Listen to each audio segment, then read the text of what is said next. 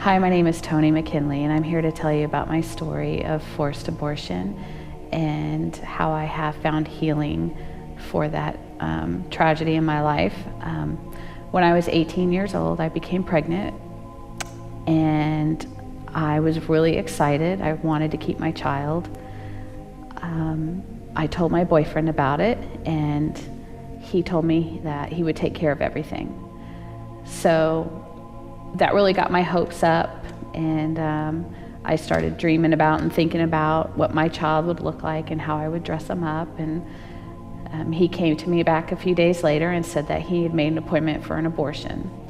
And I was devastated. I was angry, and I was scared because I really thought that when he said he'd take care of everything, that meant that he was going to support me and we were going to be a family.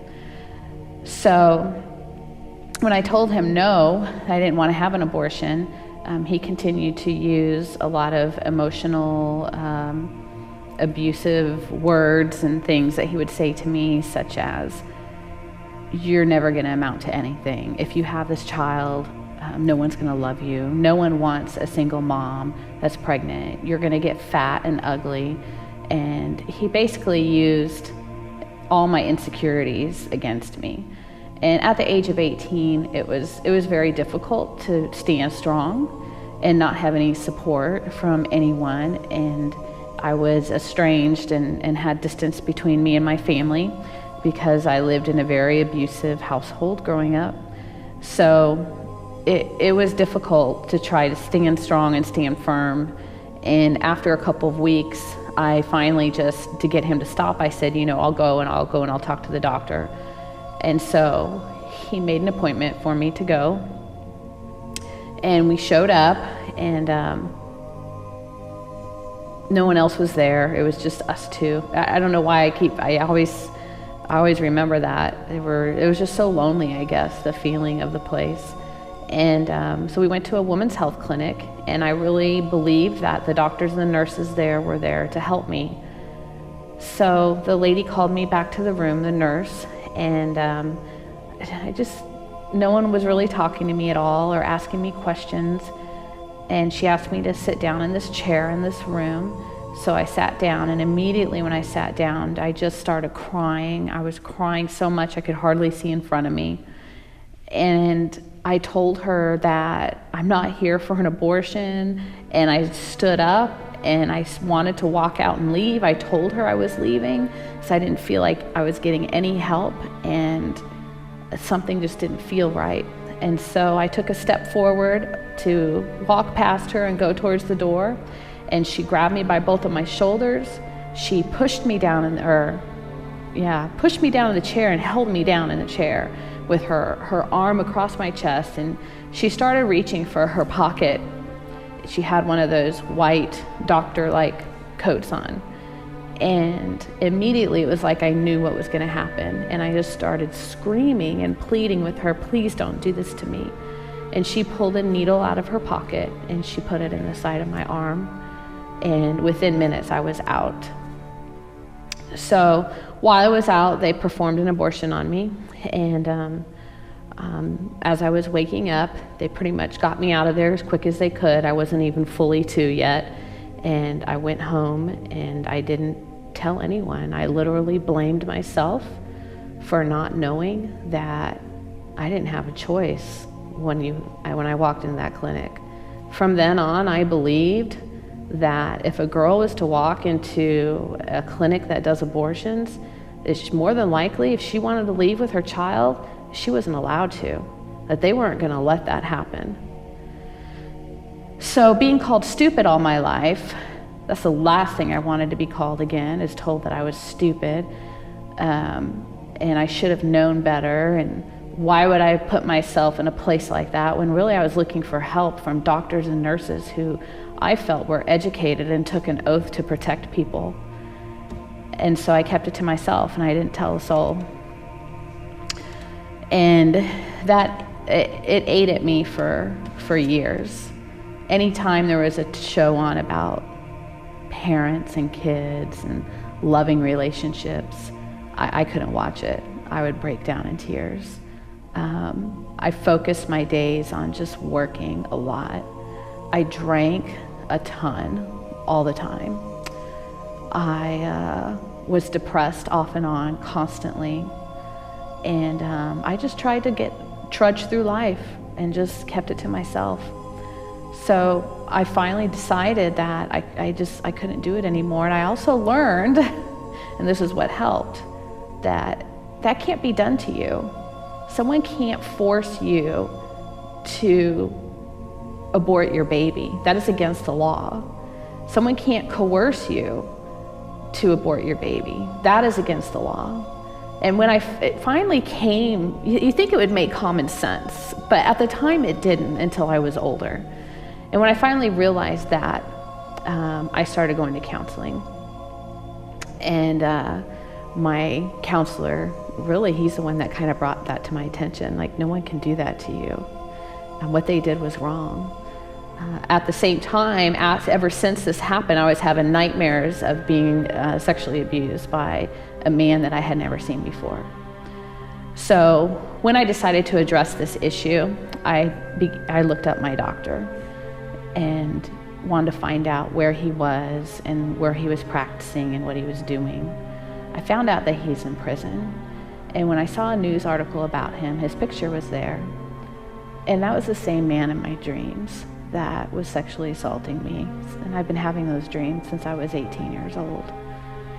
He was in prison for sexually assaulting the women that he drugged in his clinic who came in for abortions. So I believe that not only was I assaulted by him, but he also took my baby against my will. He murdered my baby. When people ask me how many children I have, I always include that one. And I have 5 children. I have 4 living children, but I have 5. And one of them was murdered because that choice, that was taken away from me. So one of the things I did for my healing process, there's an abortion clinic near my house where I live now that resembled a lot of what the one looked like that I went to when I was 18. And I wrote a letter to my child, and I had this pendant that said mother on it. And I folded it up and I put it in that letter. And I went to that abortion clinic. They had some gravel with a bush there up by the door, and I went up to the door and I buried that letter there.